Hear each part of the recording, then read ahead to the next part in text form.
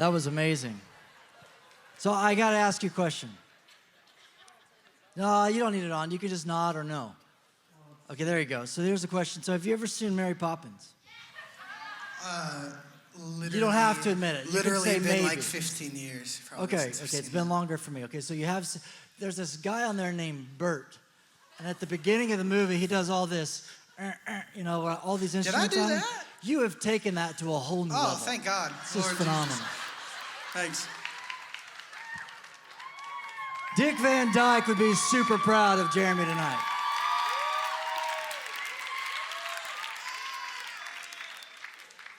All right. It's good to be with you all tonight. If you need notes, let's invite you to raise your hand. We have ushers waiting to get them to you if you didn't get them on your way in. Let's keep them high, keep them up, and those ushers will find you.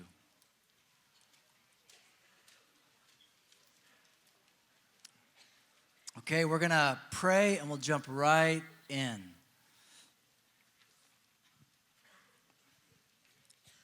Father, we ask that you would continue to make this place a sanctuary of your Spirit. Father, I ask that you would be pleased to give us ears to hear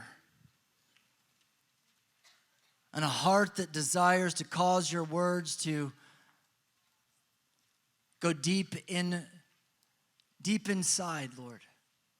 God, I ask that by your Spirit, Holy Spirit, that you would take the words of Jesus and remind us of what he said. Lord, that you would speak of things to come, encourage our hearts.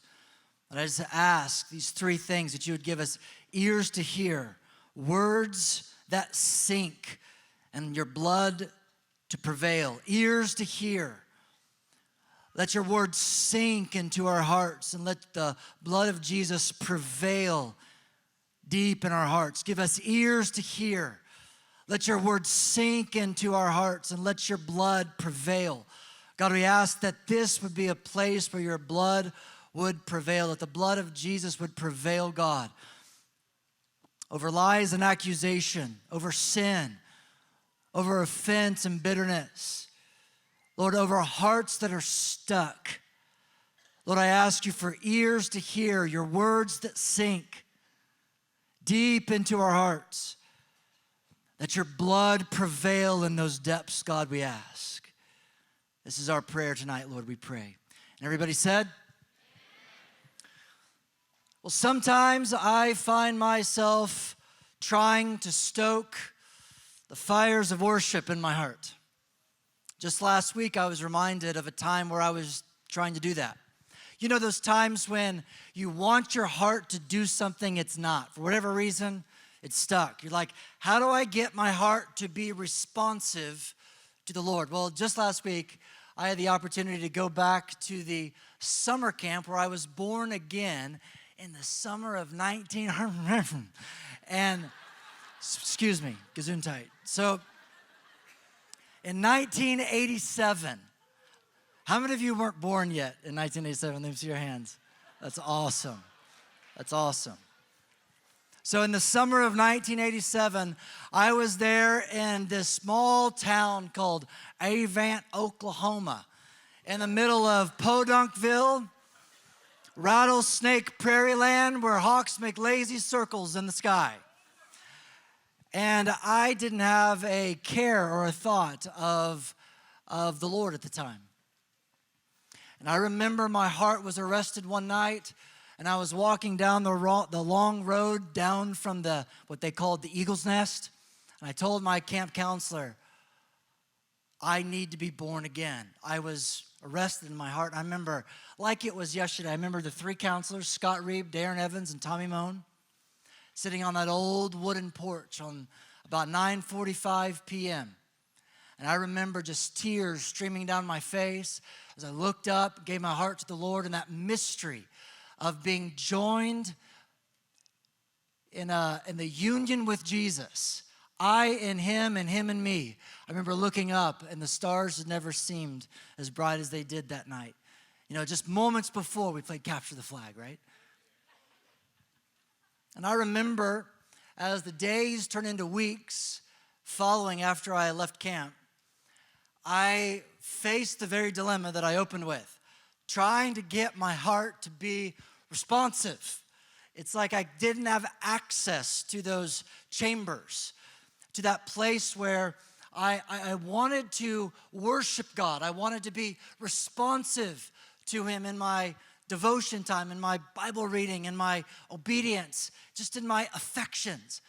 And as the days turned into weeks, you might have heard the old adage, I felt like what they warned us about at camp. You're on a camp high right now, and you're going to be going down into the valley. And I thought, I'm here. What do I do now? And I felt stuck. I was scared. I was trying to get my heart to be responsive, and I didn't know what to do. But I have a feeling that some of you might know what that's like in your own lives. I bet some of you here tonight are teenagers. There's still ATC here, right? Raise your hand, let me see. All right. Well, maybe some of you that are here or watching or listening are teenagers, and you have this same dilemma. If you're honest, you might be bored with God. I mean, if the music's just like Dick Van Dyke, Jeremy rendition of awesomeness, you're in, you know? Your heart's responsive, you move. But when it comes to responsive to the Lord when no one's watching, if you're honest, you're just bored. You're bored and you're like trying to get out of that, boredom cave. Maybe you're a young adult, college age, you're working or in school and you're overwhelmed and your heart is stuck because of the pressures of life. You can't make sense of your studies. You don't know what studies you should pick. You don't know what college you should go to. You don't know what to do. You don't know what to do. You're overwhelmed with what you should do with your life. There wasn't a manual when you graduated high school. And maybe relationships are overwhelming. Maybe you have none or you have too many. Maybe you're overwhelmed as a young adult, or the flip side, you're underwhelmed. You're like, what in the world am I doing? And what's going to happen next? Maybe you're single and you're in your later 20s, early 30s, or older. And your career and your relationships just aren't working out the way you anticipated. And you kind of feel like you're that holding pattern in the plane, waiting to land in the airport, and you're running out of fuel waiting.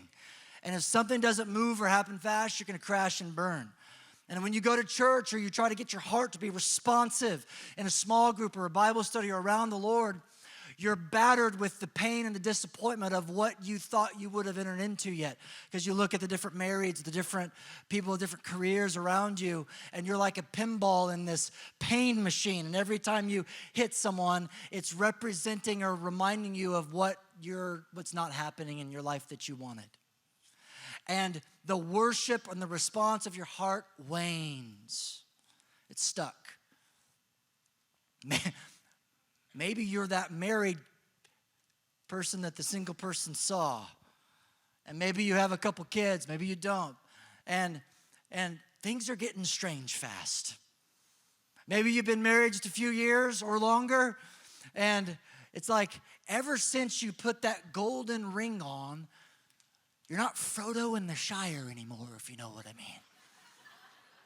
Everything's getting strange, and your precious spouse is making things like envy and jealousy, and there's lust, and you're being battered by all these things you thought were going to go away when you got married. So you got a brilliant idea. Let's have children. Because any marriage that's going hard gets way easier when you bring other people into that relationship. Right? But you find yourself, husband or wife, kids or none, your worship, your responsiveness to God is not where you want it to be. It's waning.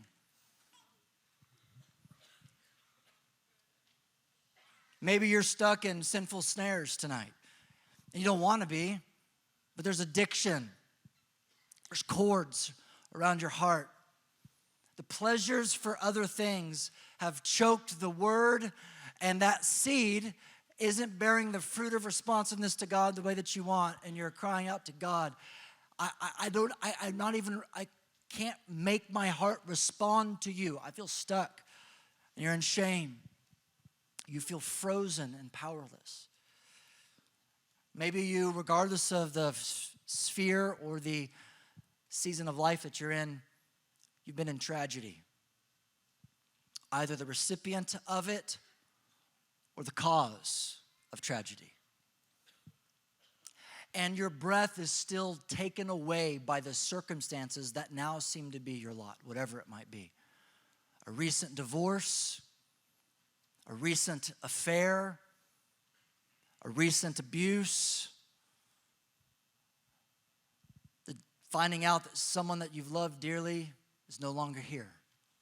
But you find yourself in tragedy. And like the others, your worship or your responsiveness to God is froze. It's like, you plug you into the machine at the hospital and your heart rate, your responses to God is just like flatline. It's just like deer in headlights and you're stuck. Well, regardless of where you find yourself in your responsiveness or lack thereof to the Lord tonight, I have good news, really good news, because the gospel of Jesus is good news. It's like the Lord knew our hearts being stuck was going to happen. It's like he knew that he would lead people just like us with the circumstances that we face and all of the things that cause our worship and our responsiveness to wane. Whether we are bored, overwhelmed, disappointed, stuck in shame, facing a tragedy that we caused or have received, the Bible has a lot to say of how to get our hearts unstuck. And what I want to do is I want to look tonight as we continue looking at the Song of Songs. In this series this summer, we've been in this book. And we're going to look at tonight essentially, practically, how to get our hearts unstuck. How to get our hearts responsive in worship to God. That's what we're going to look at. So if you have your notes, you can look with me at Roman numeral 2. Also turn in your Bibles. If you don't have the notes, turn in your Bibles to Song of Solomon, chapter 1. Picking up in verse 12. Now, for those of you that are like, Song of what? Song of Songs?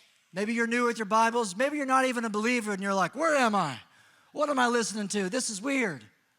Worship, response to God, just put your seatbelt on. If you don't know the Lord tonight and you're an unbeliever, just stick around. It's good that you're here. It's good that you're listening.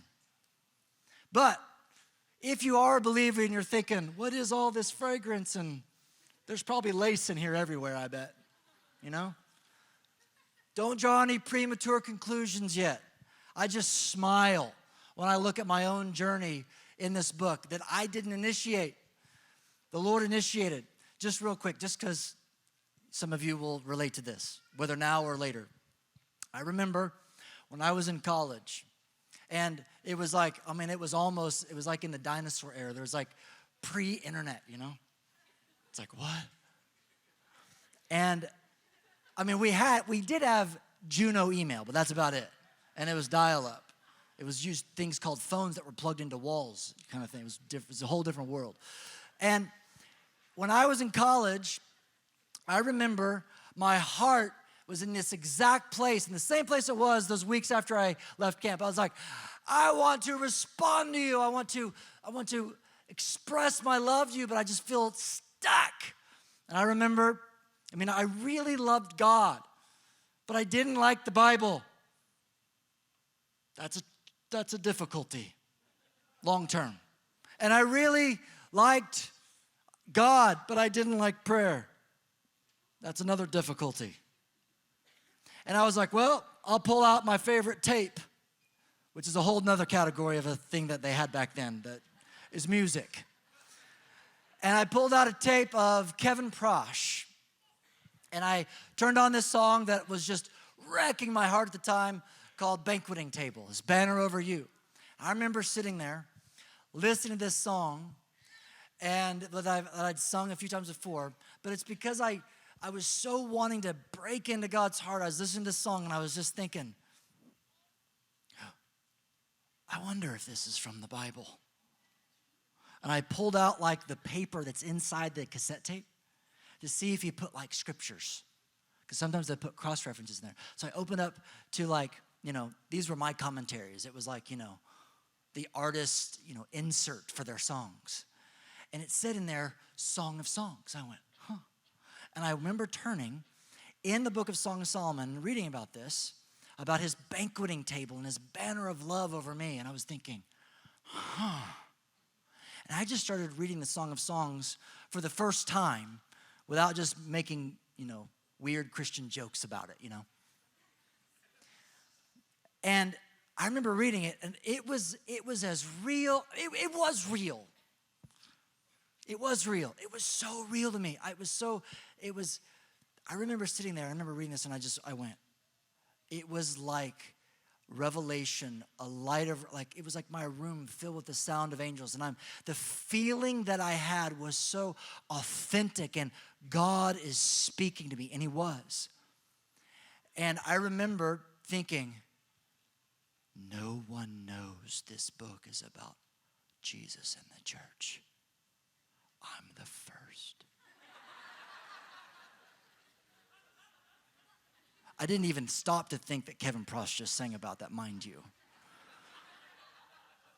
So I'm there going, and I was like already processing what this might mean for my life. Lord, I will be the one, I will go. I'm thinking I'm in physical therapy school right now, but I don't know what this means. And I'm having this dialogue. It was so real to me. And I remember I used to get these catalogs that would come in the mail, of these like thin paper catalogs of a church that Mike Bickle preached at when he was here in Kansas City. I remember turning, and he would have like teaching series because my friend's mom sent them to me, right? And so I'd get them at school. I remember seeing an advertisement on one of the sides of this catalog. Mike Bickle teaches 20 sessions on the Song of Solomon. I closed it and I went, well, there's two of us.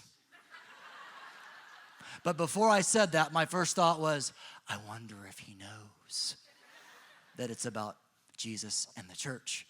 Because then I open it up and I go, all right, there's two of us. That was my initiation, the Song of Songs. I blinked, and about 6 months later, I ended up coming across a 5-part series that he did in the Song of Solomon. And I listened to that, driving to Colorado for one summer I spent out there. And I just drove out there weeping and weeping and weeping at the revelation of God's ravished heart over his weak bride, that he was going to see fit to bring forth in a commensurate love in her for himself. He was going to do it. And I just was blown away by it. So if you're new to this, just give it some time. The Lord will awaken your heart, and I just want to invite you into that process. So what we're going to do is we're going to read here in Song of Solomon, chapter 1, verses 12 to 14. We're seeking out how to get our hearts unstuck. I named this session the Feast of Worship. What I'm picturing, so you can see what I'm picturing like a big table where there's like a big spread, like a Thanksgiving type spread. And it's like there's this big table, and the question I have is, what should I feast upon in order to fuel a response to God? In order to fuel a wholeheartedness, a worship that's worthy of who he is. And so that's the question at hand. And so that's what we're going to look at here in chapter 1, verse 12. It says, verse 12, while the king is at his table, my spikenard, which is representative of my perfume of worship or my response to God, it sends forth its fragrance. And then in verse 13, it says, a bundle of myrrh is my beloved. Speaking of Jesus, my Jesus is like a bundle of myrrh to me. And it lies all night between my breasts or upon my heart. Verse 14, my beloved is to me a cluster of henna blooms, or he's like a bouquet of fragrant flowers. You're thinking, wow, okay. Let's look at what we're looking at here. Let's look at A. In the poetry of this song, we see a picture of how believers are to see Jesus. And what we'll discover is that if we see Jesus like the bride does in the song, that we will have a responsive heart like she does. And we are to see Jesus as number one, a bundle of myrrh, okay? And a cluster of fragrant flowers. So let's look at B. What is myrrh? Well, myrrh was this very fragrant resin that was also a spice that was used for making perfume as well as embalming the dead. When you look in the Bible, and you can look at some of the references later on in this section, when you look in the Bible, we find that it frequently points to and is representative of both suffering and death. Both suffering and death. But then because the scripture adds that it's not only that Jesus is like myrrh upon my heart, in other words, she's treasuring Jesus' suffering in an intentional way. But that suffering to her is fragrant. It's beautiful. And what's really interesting about myrrh is that it's costly. It smells sweet and it tastes bitter. There is a costly fragrance that's equated to the person of Jesus that's said in poetic language in this song. And so as we enter into this, what the invitation is that we would enter in and basically join her as the church and declare that Jesus' suffering love, represented by the myrrh, is costly. It's fragrant. It's beautiful. But we have to press in to the sufferings of Jesus until we see that it expands and it unfolds like a bouquet of flowers. It's diverse. It's fragrant. You know, they say that of all the senses, fragrance is the greatest of all the senses that triggers memory and that impacts the emotions. And so what she's saying here is that she's pressed in, and we're invited to do the same, to press in into the sufferings and culminating in the death of the cross of Jesus, to where we see it as beautiful and costly, but not only that, fragrant, impacting, getting into our minds, saturating our hearts, to where we can feel the scene and smell it, that we are there. Now, picture this. I know this is kind of silly, but so in the ancient world, the rich women would have a necklace, and at the end of the necklace, they would have a little sack or a little, what's the word I'm looking for? I guess sackle work. Sachet is what I'm thinking of, but this little pouch that myrrh was inside. You know, they didn't have showers readily available. And the wealthy would wear, some of the women would wear myrrh underneath their garments, and they would have this smell and this aroma that they would never escape. You know, it's like the opposite of like the vampire thing, right? You know, like vampires, you wear garlic and it's like keeps everybody away. This is the opposite. It's like wearing myrrh, and it's fragrant, and it's supposed to be attractive and drawing others. The way that I picture it, for better or worse, is the old school soap on a rope. Some of the older folks might relate to the Aramis soap. Used to get it from my dad for Christmas. Only comes out once a year. And it's this soap on a rope. Imagine just this, having this fragrant, perfumed myrrh or oil hanging underneath their garments. But this is the thing that I want us to connect to. If we were to have this around our necks, and this very fragrant, perfumed spice or oil underneath our garments, the point is this: it's hidden. It's not seen by others, per se. And that fragrance, she never escapes as her day unfolds.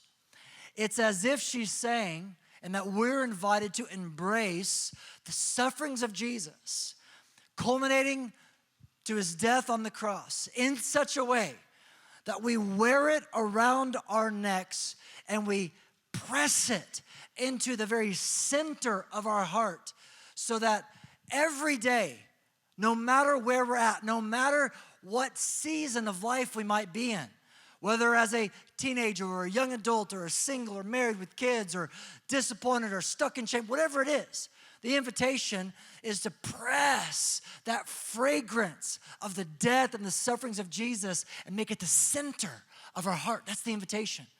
So that when we go throughout the day, what we're reminded of as our anchor point, as the orbit that pulls and centers our heart and our emotions, is his sufferings.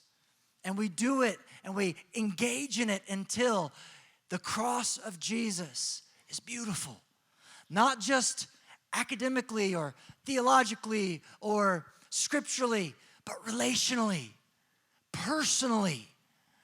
To press his sufferings at the center, carry it, no matter how horrid or tragic of days or season the Lord invites us to walk in, or no matter how joyous, the Lord never wants the fragrance of the suffering, the reality of it, of Christ, to escape us. He wants it to be the lens whereby we engage in all reality all the time.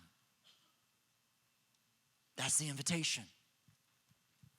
And the response, what happens in this poetic depiction to this bride when she does that? The result is that first verse of the passage in verse 12. Her worship, her spikenard sends forth its fragrance. It's responsive. The heart's responsive to the God, to the God that has poured his life out for her. And that's our invitation.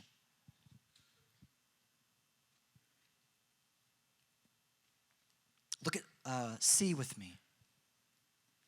Sacrifice at the center of worship. God has always invited his people to worship with sacrifice at the center. Just think about this for a second. Because you and I think this is kind of weird. Why, if I want to be responsive to God, he's inviting, he's beckoning us to the poetry of the song that the doorway into heart responsiveness to never leave us, because the passage says she keeps it upon her heart even through the night. In other words, continually, perpetually. And the invitation of the Lord here is such that he wants all of our life to be impacted by this. But this truth in C, God has always invited his people to worship with sacrifice at its center, at the core. Why is that? Just think about it, because we wouldn't do it that way probably.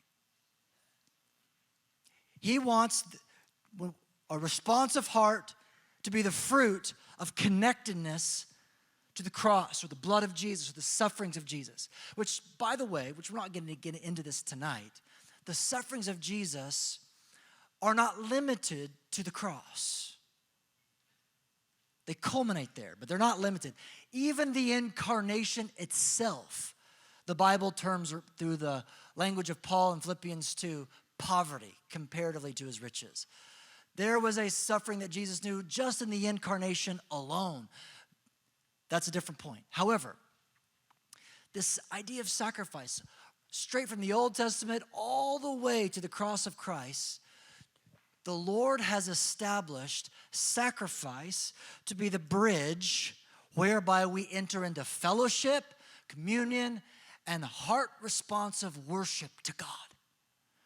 The sacrificial system of the Old Testament, and in the New Testament, the sacrifice of Christ. He wants his sufferings and his blood and the cross to be the center of heart responsiveness. There's something about the power of the cross of Christ that prevails over a stuck heart. And that's our hope tonight. wherever we're at. Let's look at a few of these verses. Revelation 5, verses 11 and 12. Around the throne of God, there's this great crescendo of worship. 10,000 times 10,000 angels, elders, the four living creatures, and they are singing. They proclaim with a loud voice, "Worthy is the Lamb, the slain Lamb." Do you see? Jesus wants his suffering to be the center of not only our worship, but the worship around his very throne. He's the slain Lamb in the center of the throne. We cry out in many of our prayers and in our worship songs, "On earth as it is in heaven." The Lord says, yes, enter into a responsive heart on earth by the slain Lamb as they do in heaven. It's the same heart cry. He wants us to enter into that. As the bride, look with me at D, as the bride kept the fragrance of myrrh close to her heart, we are to keep the fragrance of Jesus' suffering love, the cross of Christ, his blood, at the center of our hearts continually.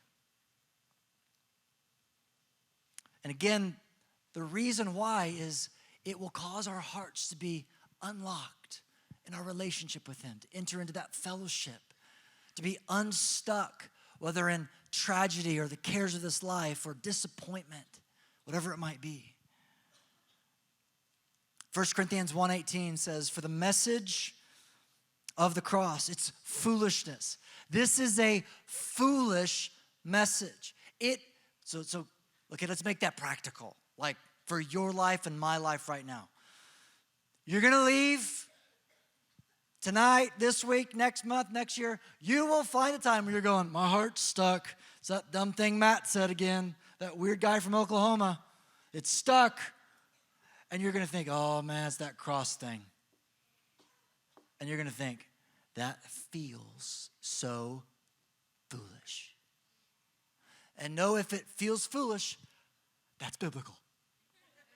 You're right in the direction of doing the truth. If it's feeling foolish, that's exactly what the Lord said it would be like. So take heart. Look at the next verse. "For I determined not to know anything among you except Jesus Christ and him crucified." The point that I want to highlight there is just simply the centrality of the sufferings of Jesus and him crucified. And the effectiveness that it has on causing the heart to be set free in wholehearted abandonment. One that's not on your notes that I just want to mention is the 2 Corinthians 8, verse 9. "That though he was rich, for our sakes he became poor, that through his poverty we might be made rich." Jesus embraced the poverty of coming in the likeness of sinful flesh and as a bondservant to display the heart of God. And he did so even to the point of death. Not any death, but death on the cross. And he did this so that we might be, for our sakes, he did it so that we might be brought into a new riches. The riches of seeing him and knowing him and loving him the way that we were made for. Hebrews chapter 12, verses 1 to 4.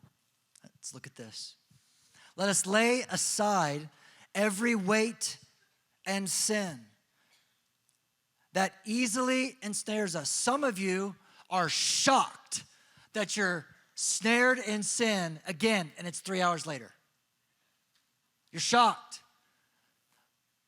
The Lord tells us right here in Hebrews 12, sin can easily ensnare us. He says we have to lay it aside. There's weights and sin. It can lay hold of us again. What's the answer? He goes, well, we need endurance to run the race. How do we run the race with endurance? Laying aside those weights that aren't sinful and the weights that are sinful. It says you have to look somewhere. You have to look to Jesus, but not just Jesus generically, Jesus in your mind, Jesus that you've fit together from sermons or worship song tape pamphlets, but to Jesus, who is the author and the finisher of your faith, the one, here it is, who endured the cross. We have to set our eyes on the Jesus who suffered for you, because there's power if you unlock that. There's power to lay aside those weights and snares. If we see him, if you see him relationally, personally. And then it says in verse 3, we have to consider him. Consider him who endured such hostility from sinners against himself. If you do not consider the Jesus who endured the sufferings and the hostility of other sinners, let's just flip it around, you will become weary and discouraged in your souls. It's the exact same idea as we find in Song of Solomon 1, verse 12. When your soul and your heart is stuck in discouragement and weariness, there is an answer. It's discovering and intentionally setting the suffering of Jesus, looking to him who endured hostility, setting it at the center of our hearts until we see it as fragrant and beautiful to cause our stuck hearts to be unlocked. Let's go ahead and turn over to page 2 in the back here. When the feast of our hearts is the food of Jesus' suffering or sacrificial love or the cross, we respond to him with wholeheartedness. We just saw that truth highlighted in those other passages that we saw in Song of Solomon 1, verses 12 to 14. When the feast, that table, when the feast of our hearts is the food of his sacrificial love, it's the secret to unlocking our hearts when they're in famine and unresponsive. That is the key that unlocks worship in our hearts. What I want to do now is just give an illustration of this and more of an actual unfolding of an event. I want to look at the brief glimpse of Mary of Bethany just for a moment. Mary of Bethany, when we look at a part of her story in the scripture, we see that there are some real similarities to the poetic story that we also see in those few verses that we began with in Song of Solomon chapter 1, verses 12 to 14. Let's look here in John chapter 12. Well, let me set the scene just for a moment, just briefly. This is the Saturday night before Passion Week, before Jesus enters in Jerusalem. It's a Saturday night before the crucifixion that's coming the next week. And it's a dinner, and Lazarus, who just recently raised from the dead, is there. But there is a storyline that's been unfolding that had a very particular emphasis months before this, not long before. And if you just glance with me down on your notes under B, you see that we find Mary in the scriptures on 3 occasions. And number 1, the first time that we see her is in Luke chapter 10. And this is that premier passage that some of you might be familiar with that highlights how Mary, didn't get distracted as her sister Martha did with a lot of serving the meal in their home. But Mary sat at Jesus' feet and heard his words. And that's a powerful truth. But in light of the subject that we're talking about tonight, there's some things that we can put together that will be beneficial to us. Luke 10 was just about around 6 months, a little bit more than 6 months before this dinner where Jesus is anointed by Mary. It's about a little over 6 months before. And what had happened was Jesus was traveling down near the vicinity of Jerusalem, and his disciples and a lot of the other people that were traveling with him went on to Jerusalem to celebrate the Feast of Tabernacles, but Jesus didn't go. He remained just on the outskirts of Jerusalem and stayed at Bethany. Because he knew that had he gone to Jerusalem, that the timeline was going to speed up faster than he desired. So he stays back from the Feast of Tabernacles, and all of his disciples and the others had gone to the Feast of Tabernacles in Jerusalem, and he has this meal, seemingly with just Martha and Mary. And Mary sits at his feet and hears his words. Now it's telling that just the chapter before in Luke 10, in the same time frame, Jesus had spoke to his disciples a few times. But in chapter 9 of Luke, it says that he basically tells of his suffering that's coming. And he says what I prayed at the beginning of our time tonight. He says, let these words sink down into your heart. The Son of Man is going to be betrayed and suffer many things. He says, let these words sink down into your heart. Let them be like a bundle of myrrh on your heart. It's the idea. And just a short time before that was the Mount of Transfiguration, where 3 guys were with Jesus. And the audible voice of the Father, they heard. And he says, this is my beloved Son. And then what does the Father say? Hear him. And they're thinking, okay, we've been listening to him for years. We'll keep doing it. Why was the Father so adamant about this inner core of the disciples hearing Jesus? The narrative unfolds that what he wanted them to hear was that he was about to suffer, and they needed to connect to that. It was to their benefit that they connected to that.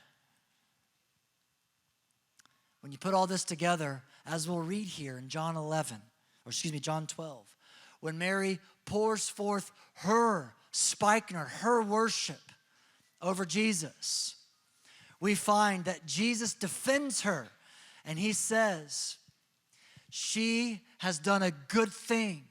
She has saved this and anointed me for my burial.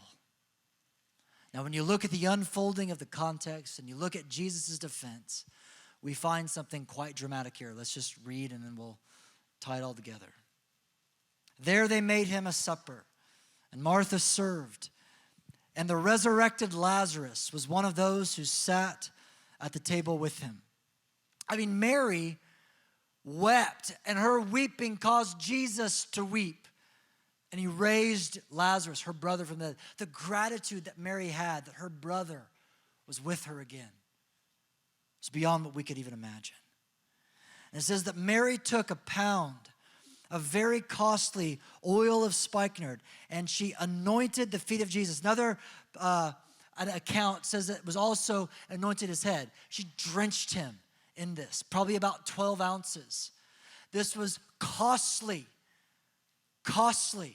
and pungent, fragrant, potent perfume. You would never put a whole bottle on you. You know, I remember when I was a kid, I would take Drakkar, and and it would stay on me for weeks. This was that, but it was intentional. And Jesus took this perfumed fragrance, and we speculate about this, but it seems quite within reason that he carried that fragrance to him all the way to the cross. And why is that important? Why is that important? Because Mary, when we put the story all together, likely when she sat at Jesus' feet, Jesus had only told his disciples that he was going to suffer and die. And the text over and over in the accounts of the Gospels tell us that they couldn't hear him. They were scared to even ask him what he meant. They couldn't hear him. And then while they're at the Feast of Tabernacles, he has a meal with Mary, and it seems that the words that Jesus spoke, that Mary took into her heart and treasured and heard was, soon I'm going to go to Jerusalem and suffer and die. I wasn't to go yet. That's why I'm here. But it's coming very soon. And it seems like she took those words to heart. And she took this year's worth of wage, costly perfume, because she took in the truth of Jesus' suffering love. And Mary, probably clearer than we do, because she doesn't have 2,000 years of theological baggage. She understood that he was the promised Messiah, the Son of David, who would sit on David's throne and rule as the highest king over all of the other kings, King of Kings, and that was promised to David, that David's son would sit on his throne, but here's the catch, forever.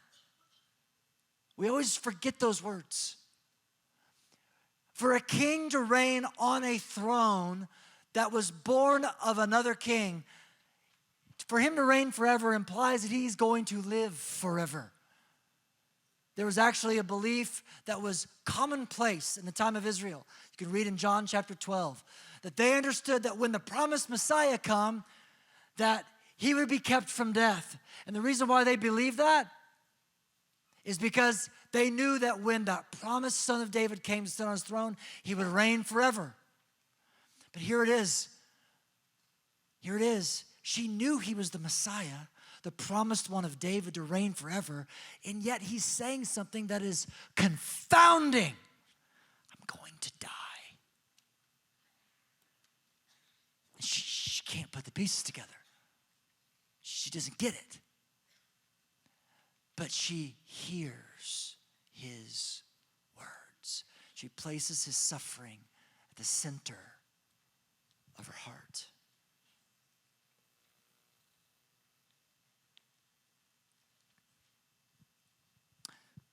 See, the more we understand the story of Mary of Bethany and her courageous, extravagant response of worship, the more we want to respond the way that she did. Maybe you're like me, and sometimes when you read the story of Mary of Bethany, you rightfully want to respond in a way that's worthy of Jesus. But you don't, but you think if you had something costly, you could just pour it on him. But you can't respond from the heart in the way that you're designed to if you skip taking his suffering love and making it personal in your heart and choosing to view all of life through that lens and through that fragrance. And that's our invitation.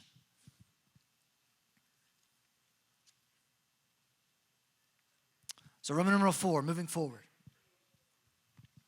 So what now? What do we do now?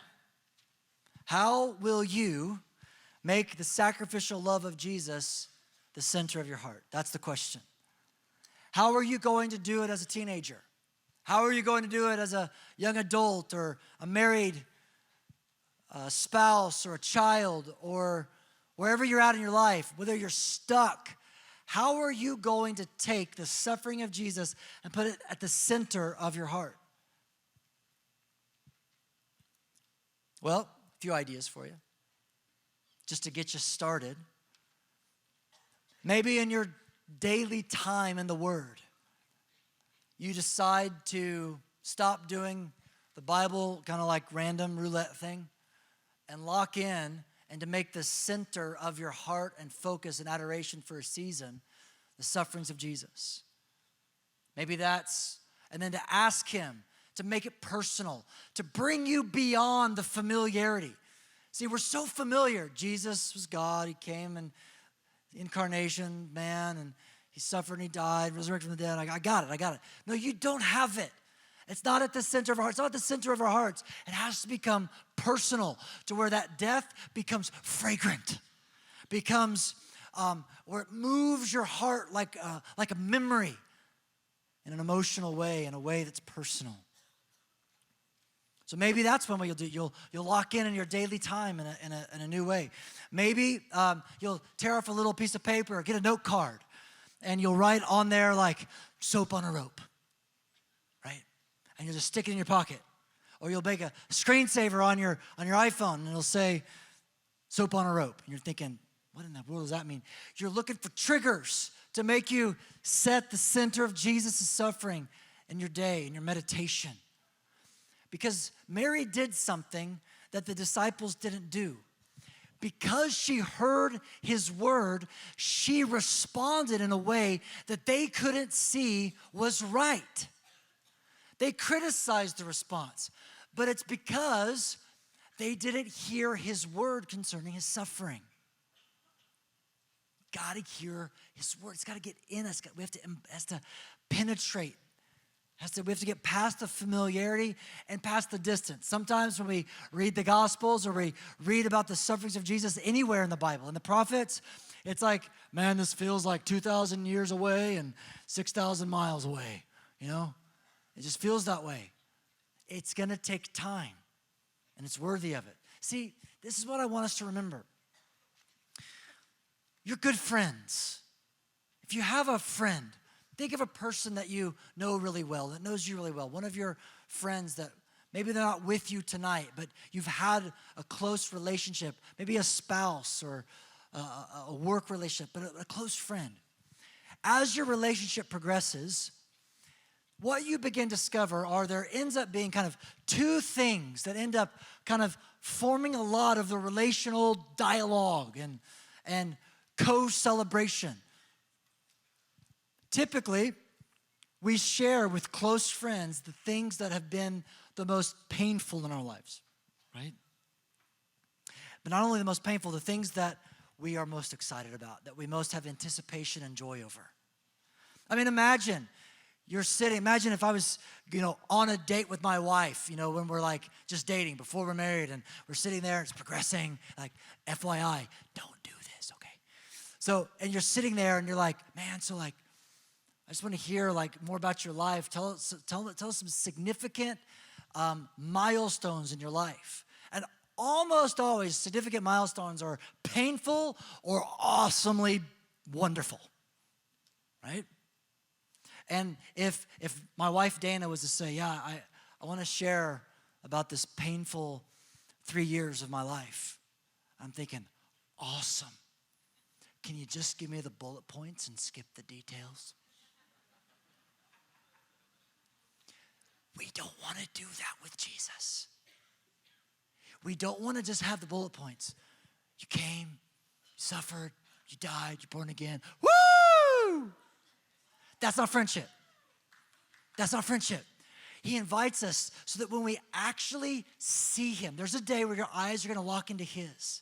And when you actually see him, you will know his story. Because his story, though it's like 2,000 years ago to us, it's like 2 days ago to him. Connect to that. It was like yesterday. It shaped him, fashioned him. It was so milestone to him, he made it the center of how all of the host of heaven worship him. We want to enter into those details. Maybe another way you could do it is you'll check out a great movie. Like last Easter, we just watched as a family. I haven't seen it in so many years. The Gospel according to John, like the verse by verse through John. Just wrecked. You can watch it free on YouTube. It's just amazing.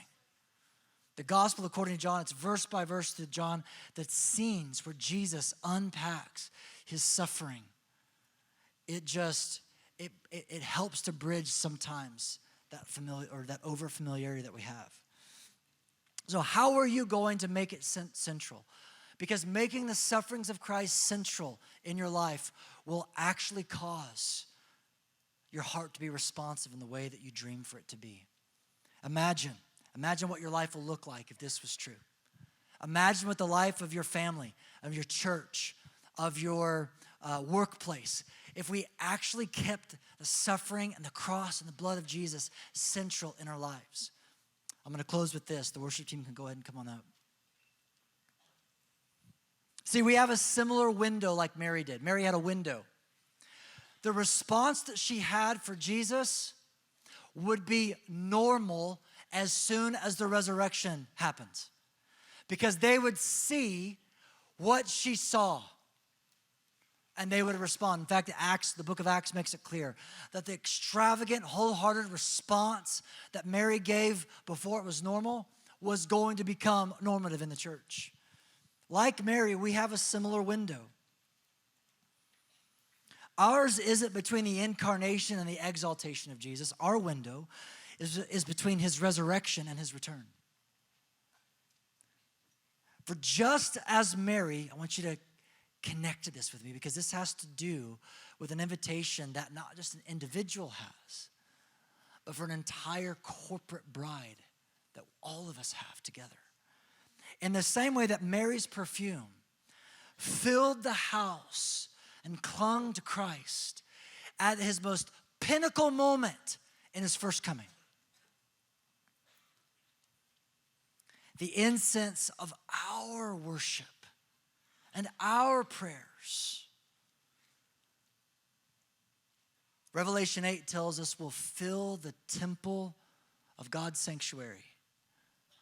It hasn't happened yet. There's going to be an angel that's going to take all the prayers of the saints, all of your worship and prayers. He's going to take that and he's going to cast it on the altar of incense before the throne of God. There will be, in the mystery of God, there will be a representation of all of your prayers and worship, a representation as incense, and it will be cast upon God's altar, and it will fill his temple with fragrance. The very temple that Jesus is sitting in right now. Right now, that incense is in bowls. There's a day where the angel's given all that incense, and that incense fills the temple. And Jesus, in the pinnacle moment of the second coming, he will come out of the ivory palaces with his garments perfumed with myrrh, by your prayers and my prayers, by your worship and my worship, because of the slain lamb and our personalization of that suffering and the preciousness of it. And it's a day and it's an invitation in an hour when the worth of Jesus wanes across the earth. We're given a window of time to give a corporate expression just prior to his return. And he will return in the same way that he wore the perfume of Mary's devotion, because she took his words to heart. He took it to the cross. He will also wear the perfume of our wholehearted response when he splits the sky and comes to save his bride and bring her forth like the dew of his youth, glistening, sparkling, and surrounding him like the shining of the sun. It's an invitation that we have. It's a window that we've been given. Let's go ahead and stand.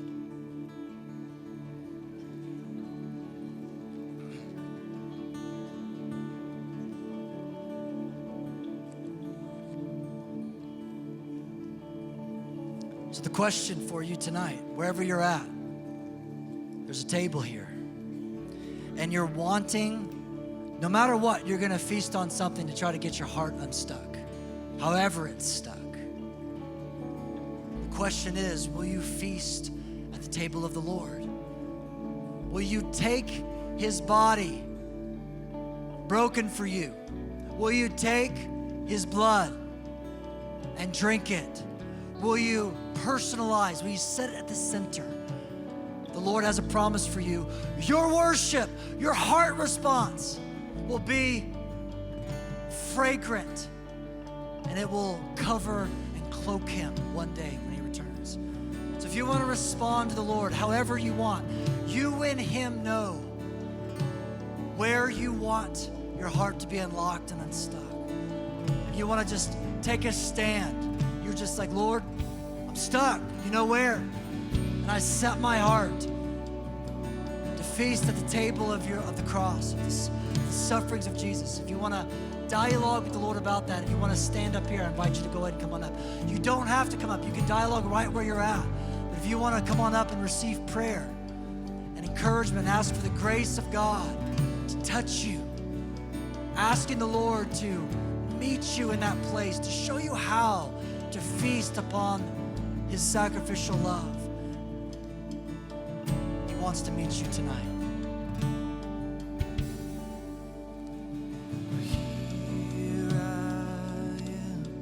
Down on my knees again. Here we are, Lord. Surrendering all. Surrendering all. So find me here, Lord, as you draw me near. I'm desperate for you. Yes, Lord. I'm desperate for you. Here we are, Lord. I surrender. Lord, give us ears to hear, we ask. I surrender. We surrender the other feasts. I want to know you. We want to know you. I want to know. We want to fellowship with you in your suffering. I surrender. Oh, let your suffering sink I surrender. deep into our hearts, we ask. I want to know you more. I want to know. Lord, we ask that your blood would prevail. Drench my soul as mercy and grace unfold. I hunger and thirst. I hunger and thirst. Holy Spirit, even now lead us to the foot of the cross. With arms stretched wide, I know you hear. We are in need of my endurance. cry. Speak to me now. Oh, let us look unto Jesus. Speak to me now. Consider him who endured suffering. I surrender. Oh, we surrender the other feasts, I surrender. the other cisterns, God. I want to know. We want to know you, more. treasure you. I